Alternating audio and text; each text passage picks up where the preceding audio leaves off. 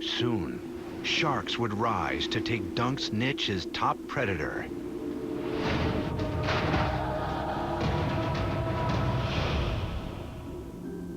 Why did sharks survive and Dunk fail?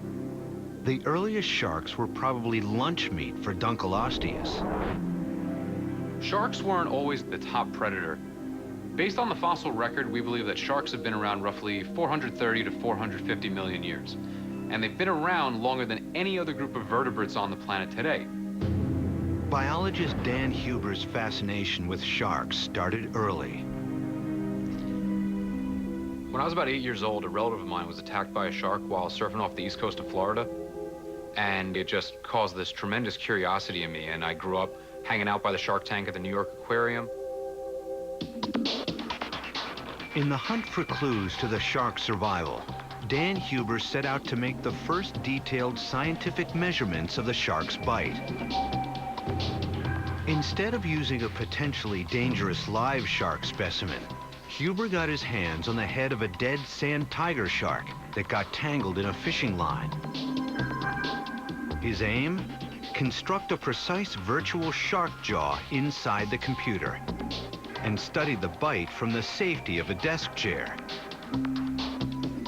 The first step to modeling the jaw is a high-resolution CT scan.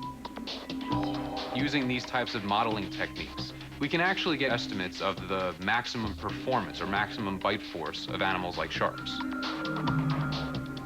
The system produces a digital version of the shark's skull and an accurate foundation for the computer model.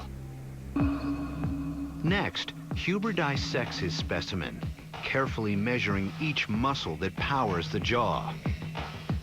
The muscle data is then overlaid onto the CT scan's skeletal blueprint, and together, bone and muscle form a complete 3D virtual jaw. The cyber shark is now ready for its virtual, numbers-only, bite. When the numbers are crunched, they reveal a surprising fact. One thing that might surprise some people is that pound for pound, if we compare them to historical predators like Dunkleosteus, for example, they really don't bite all that hard. The sharks Huber modeled only produced bite forces of 500 to 600 pounds, less than half the power of Dunk.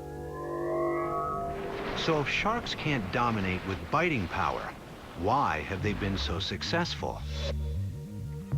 For biologist Cheryl Wilga at the University of Rhode Island, the answers begin with a body built for speed. Think of a shark swimming really fast, chasing its prey. It has this nice hydrodynamic torpedo-shaped profile, which allows them to very quickly maneuver in any direction. Sharks have no bones to restrict their flow. They are built almost entirely of the kind of flexible cartilage we have in our nose. And the shark's jaw placement, neatly tucked low and back, reduces drag. Wilga's after the first microsecond analysis of how the shark bite works. She's studying a small, relatively docile shark called the spiny dogfish. To capture the lightning-quick bite, Wilga sets up a special slow-motion video camera. And then the bait, a slice of herring.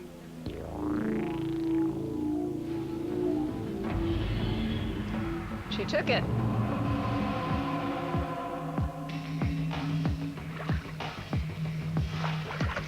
All right.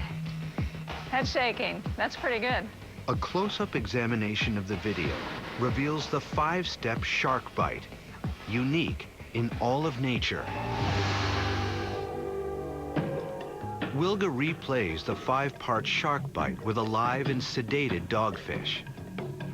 What you see when the shark is swimming is this nice smooth profile here. And when he comes up to food, he elevates the cranium, he depresses the lower jaw, and then protrudes both the upper and the lower jaw away from the cranium. Now when they're done feeding, everything goes back underneath the cranium, and there's a nice smooth profile again. And all this happens in 50 to 70 milliseconds.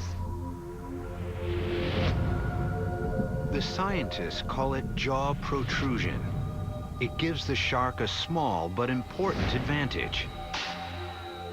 You can equate this to, say, a sprint race. If the shark can thrust out its jaws just that much further to grab the prey, he's the winner by far. Just that little bit makes a huge difference. Sharks were fast. Shark jaws could reach out. And sharks evolved teeth perfectly suited to their task. Back in the day, sharks had small, tiny, ice pick-like teeth, more for grasping than anything else.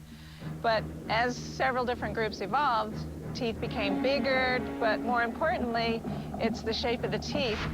If you have a big triangle-shaped tooth that's serrated like a steak knife, it's easy to jab a steak knife into the prey. Razor-sharp shark's teeth also have evolved the amazing ability to regenerate throughout the fish's lifetime. And in fact, the teeth are so sharp that you generally have to wear some kind of heavy-duty glove in order to get close to them. And you can kind of see, as we open up the jaws, there's the teeth that are up front. That's the row of teeth that they actually use to capture their food. But behind each of those functional teeth, there's 6, 7, even 8 teeth waiting to pop into place like a conveyor belt. So that as a shark captures its food and teeth can get ripped out, sharper teeth are ready to pop right into place so that they can keep on hunting without missing a beat. By any measure, one of the most successful life forms of all time, the shark has remained the top predator of the seas for over 300 million years. Its jaws unmatched. But successful evolution is about the right tools for the right environment.